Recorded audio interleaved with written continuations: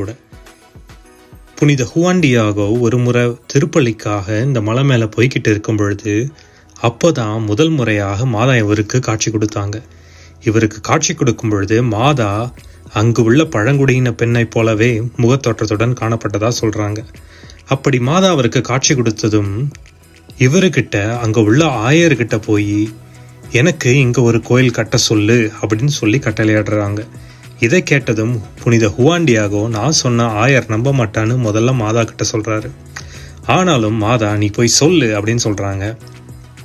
அதை கேட்டதும் அவரு அதே போல ஆயர்கிட்ட போய் தனக்கு மாதா சொன்னதை சொல்றாரு.